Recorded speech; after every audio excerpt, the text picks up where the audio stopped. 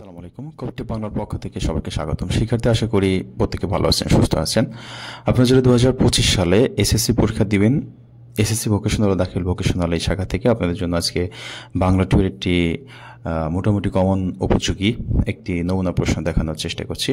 আগে আমি যেটা দেখাবো সেটা হচ্ছে বাংলা প্রশ্নটা কত মার্কের হয়। বাংলা প্রশ্ন হয় 60 মার্কের, মানে 60 মার্কের আপনাদের পরীক্ষা হবে।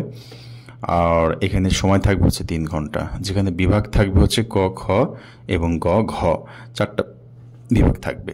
ক বিভাগের প্রশ্ন থাকবে হচ্ছে, আমরা দেখতেই পাচ্ছি 15 মার্কের প্রশ্ন থাকবে। হ্যাঁ, এক একটা প্রশ্নে 5 মার্ক করে 3টা প্রশ্নে অ্যান্সার করতে হবে 15 মার্ক। এটা হচ্ছে গদ্যাংশ।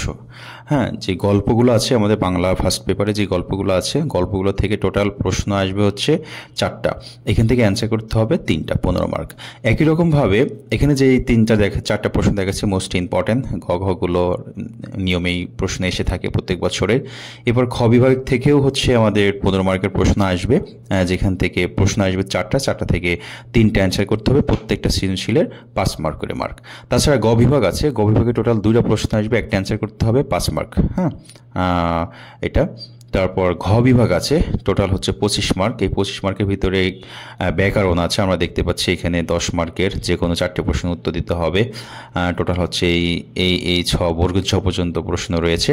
এছাড়া হচ্ছে পত্র লিখনে 5 মার্ক, আর হচ্ছে প্রবন্ধ রচনায় 10। টোটাল হচ্ছে এই 25 মার্কের প্রশ্ন থাকবে ঘ বিভাগে। ওকে, তাহলে ঘ বিভাগটা 25 মার্ক। এই 25 মার্ক কিন্তু একেবারে কাটা নাম্বার। হ্যাঁ, গণিতের মতো জাস্ট মোটামুটি সুন্দরভাবে লিখতে পারলে 25-এর ভিতরে 22, 24, 25 পাওয়া যায়। আর ওই পাশে যে 15, 30 মার্ক রয়েছে, 30 আর হচ্ছে 5, 35, সেই সৃজনশীলগুলো মোস্ট ইম্পর্টেন্ট। সৃজনশীলগুলো করতে হলে আমাদের মূল যে বইটা আছে পদ্য গদ্য, মূল বইটা খুব ভালোভাবে পড়তে হয়। ভালোভাবে পড়লে এই প্রশ্নগুলো বানিয়ে লেখা যায়। আর ক খ নম্বরগুলো তো মুখস্থ থাকতেই হবে। আর গ ঘর যদি ধারণা অনুসারে বানাইতে হয় তাহলে আমাদের মূল বইটা পড়ে নিতে হয়। শিক্ষার্থীবৃন্দ, এই হচ্ছে 25 সালের নমুনা প্রশ্ন দেখালাম। এই পরবর্তীতে আরও একটা নমুনা প্রশ্ন দিব পরীক্ষার ঠিক একদিন আগে। শিক্ষার্থীবৃন্দ, যেই প্রশ্নটা দেখালাম, প্রশ্নটা সাথে করে নিয়ে এই প্রশ্নগুলো ভালোভাবে রিভাইজ পড়লেও কিন্তু অনেকটা পরীক্ষায় কমন আসবে।